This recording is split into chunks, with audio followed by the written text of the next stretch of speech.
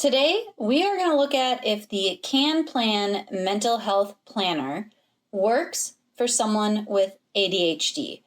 First, you will see what the Can Plan Planner is made of. I'll give a little review. And then in the second half of the video, we will look at how I used it for a month and what the final verdict is, if it really will work for someone with ADHD. So let's take a look at the planner itself. It is an A5 binder. The binder is a very nice hard cover. It has gold metal inserts. It does not have any kind of pocket or folder that you can put like small sticker sheets or post-it notes or anything like that in. There is no pocket on the rings. So if you need something that has a pocket or a folder, this may not work for you. I also ended up taking out the two smaller of the 3 bookmarks. Just left this one in that says today, because when these 2 were in here, they overhang the rings so much that you cannot turn the pages. So set those aside and we'll take a look at the actual planner itself. First, we have a couple of quote pages. Then we have a letter from the planner designer. We have what is mental health? Reach out if you need help. Symptoms to be aware of and what you can do. Then we go into our tabbed sections. So these tabs are kind of, they're not cardboard, but they're, I can never remember the word for this, but kind of like laminated cardstock, kind of. So our first tab is helpful resources.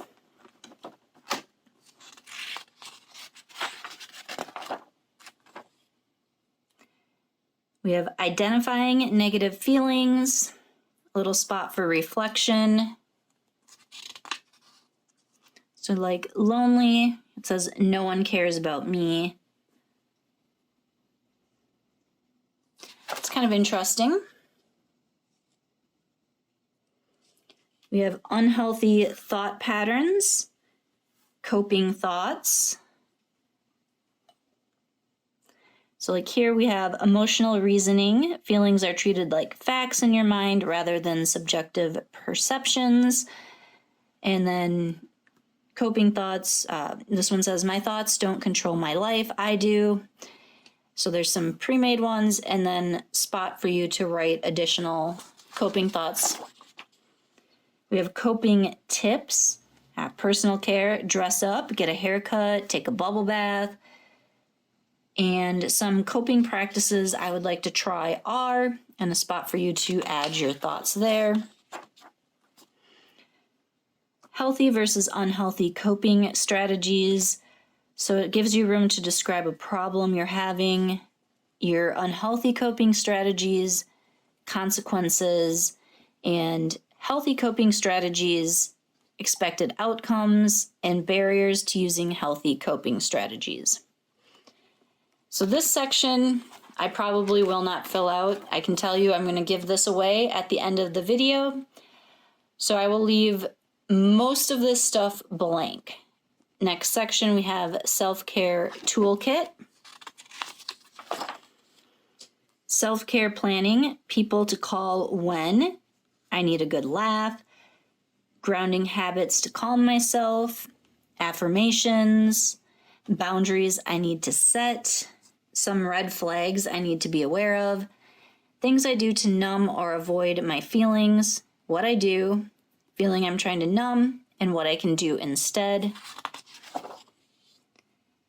Transforming thoughts, so replace these repetitive thoughts with these life-giving thoughts.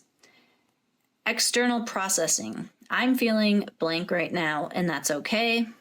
For example, then we have present moment reminders. So repeat 3 times, take a deep breath, say out loud. Then we go into monthly calendar. So we have our instruction page here. Let's see if we can zoom in a little bit more on that. So start by filling in the days of the month in the upper left-hand corner. That seems pretty self-explanatory. Fill in your schedule for the month, highlighting the important days. Try to write as much detail about the day as you can. Reflect on each day and rate how your day went by circling one of the following numbers at the bottom of each calendar day. Use the scaling system below and try to use color to enhance visual clarity. And then there is a 1 to 5 rating scale. Write 4 habits or symptoms you'd like to track.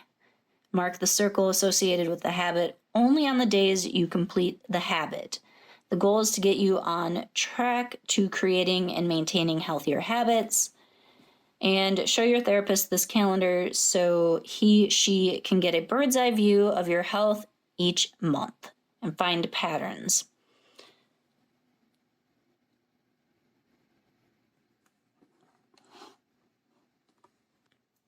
So next to the instructions, we have monthly goal setting and planning. A goal that would have the most positive impact, a goal that is important, or why this goal is important to me, action steps. I'd like to achieve this goal by, I commit to this many hours, I will celebrate, quote that inspires, motivates me, resources, relationships I can utilize to reach my goal. And then we go into a monthly spread, so you can see your little dots for rating your day and your habit tracker, which actually that's kind of a cool little habit tracker over there. Maybe I'll actually keep it up this month. And then we have a monthly review and reflection. So your end of the day reflection score, you put in your number of days with the different amounts. Reasons that led to awesome days, reasons that led to hard days. And then my mental health has stress level, overall rate this month, events that put a strain on your mental health, and what did those events teach you about yourself? And the next section is our daily tracker. And what I really hate is having all of the months together like this and then separate day or weeks. So what I would do is, since I'm using this in December, I would take 31 of these daily pages and put them behind a month. And then I would do that for January. I would do 28 for February, so on, so forth. So we'll take a closer look at one of these daily pages here.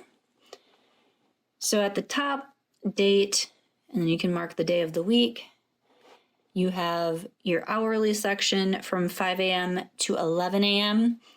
And like the last planner, the Living Well, which I will link to that up there, they only have lines for the hour. There's no half hour, there's no quarter hour increments. It's just, here's the line for 11 o'clock.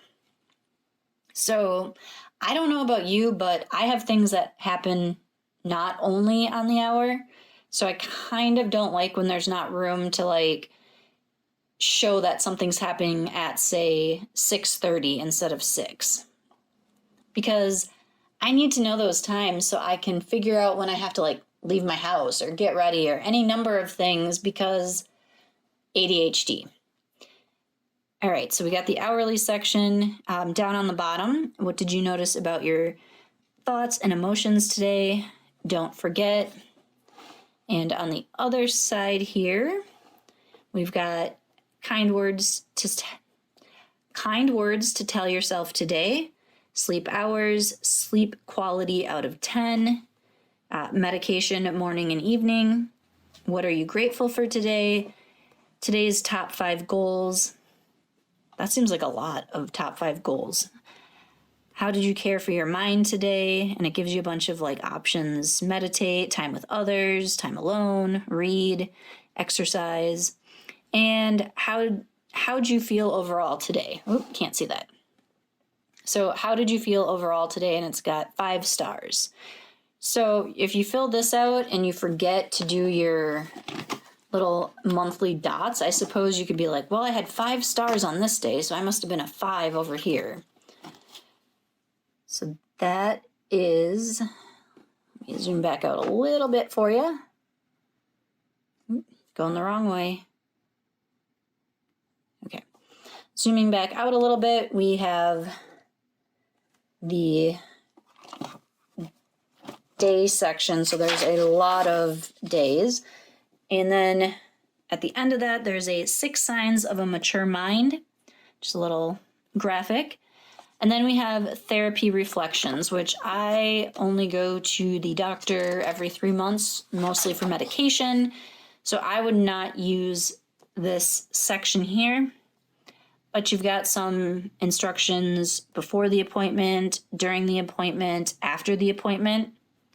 So like before, write down important information. During, state your concerns plainly. After, get your prescription filled and take medicine as directed. So just kind of some general stuff. And let's see, questions to ask your doctor. Here's, are there any natural remedies that could help? So this might help you think of some things that you want to discuss with your therapist. And then we have a page for your therapy. So you got your date and your day, duration, session number, pre-therapy. What do you want to remember to mention to your therapist? Post. What things did you discuss during your session? What homework was assigned? How did you feel before, during, and after? And what did you learn about yourself? And then a session rating out of 10. So if I were taking this or using this and going to therapy, I would keep this in my car or my purse or whatever. So, I would have it with me if I had anything important that I wanted to remember to ask about, because I'm one of those people, if it's not written down and I go to my doctor's appointment or whatever, I always forget what I was going to ask. So I would use it that way, and then I would sit in my car or, I don't know, on the bus or whatever afterwards and kind of like jot down notes about how everything went. So you've got several pages of those. Get another little drawing there. Then we have a medication tracker. And I'm feeling like we have the tab with the name and then we have a page. It just feels like a lot. So these are, let's see, you get 2 on each page. So there's 4 on a 2-page spread. Medication, prescribed by, start, end, dosage, frequency, purpose, and any side effects. So you can write your side effect, date of onset, duration of onset. So I guess if you're taking a lot of medication or it changes a lot, this would be helpful in remembering all of that. Then we go to overcoming fears. And we have a page where it says fear, date, when does it usually arise, where does it stem from, what lie are you telling yourself, speak truth into your fear, and action steps to overcome your fear with a complete by date. So you get a whole bunch of those as well. Then we have a trigger tracker, understanding triggers. So you've got date, emotion, intensity out of 10, prompting event, who, what, when, where triggered the event. Did anything happen before that made you feel more vulnerable? Beliefs and assumptions you're making about the situation. What are you feeling in your body? What do you feel like doing or saying? What would be the healthiest response to this situation? Response state, how did you respond? Response score out of 10, and current mood with a little happy face, middle of the road face, and frowny face. So you get several pages of that. Reflections question, knowing yourself better.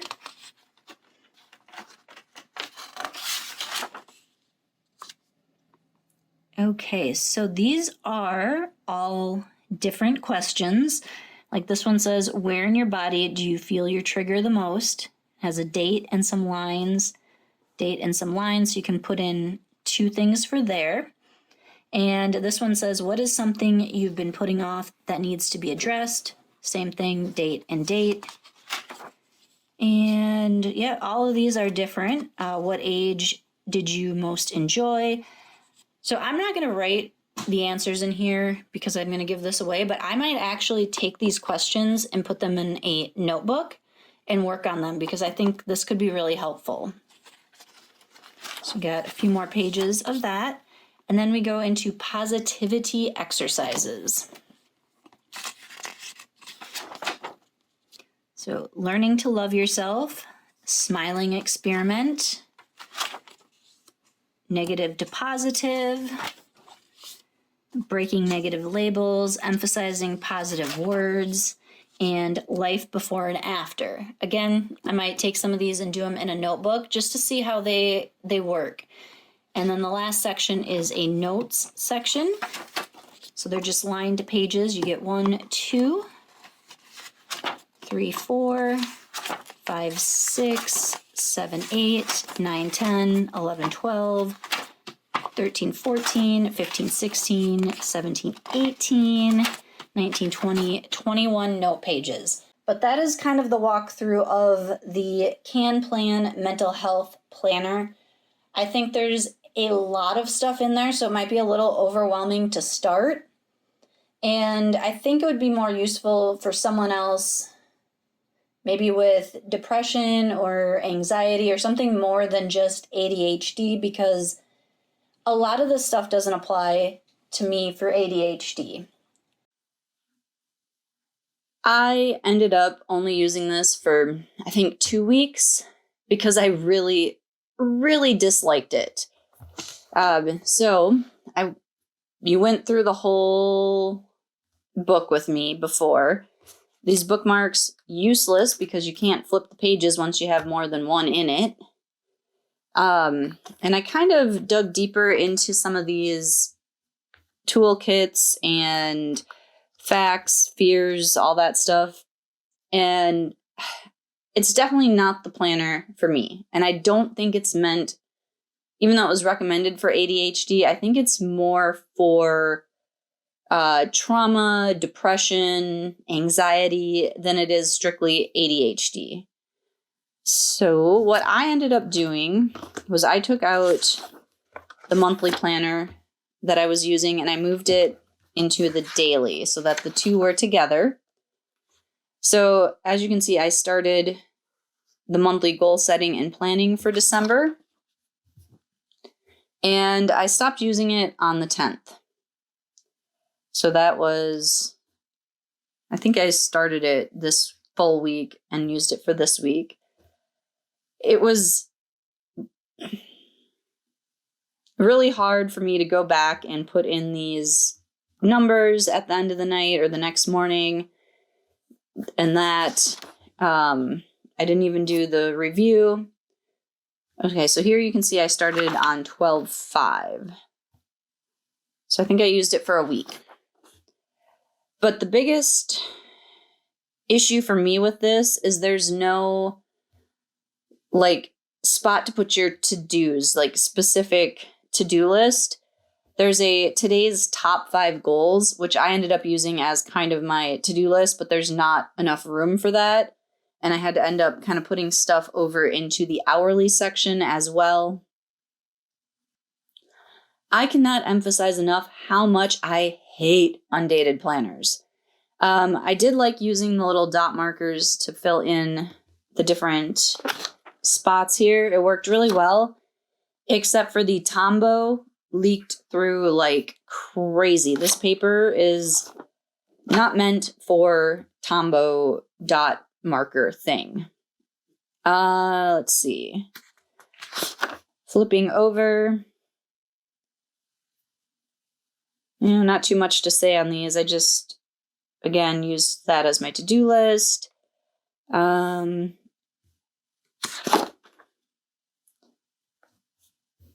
More just basic. I thought I had Okay, so I did start using it in the second week. And there I put like my husband's schedule down in the don't forget because there was not really a good place for it. I didn't fill in those. Like the sleep hours and sleep quality, I just track that on my Garmin. So I don't really need to write that somewhere else. Clearly, I forgot to come in and fill in that I took my morning medications. And I started filling it in for the rest of the week, but clearly I did not finish it because I just got so annoyed with this planner. But you can use a variety of pens, and I believe it was a mild liner that I attempted here. That doesn't really, I mean, there's a little ghosting, but it doesn't bleed through like the Tombow dot marker. This was a regular ballpoint pen, and this was, I think, an Erin Condren highlighter marker pen thing. So like a little bit heavier than a ballpoint pen, or it was a gel pen. It was one of the two. But I don't know why these daily pages made me irrationally angry, and I did not like them. I think it was mostly because, first of all, I had to go through and date it and put the little dot for each day of the week. And then there was not really a spot for everything that I needed it for. Like I had to make this my to-do list and put my husband's schedule down there.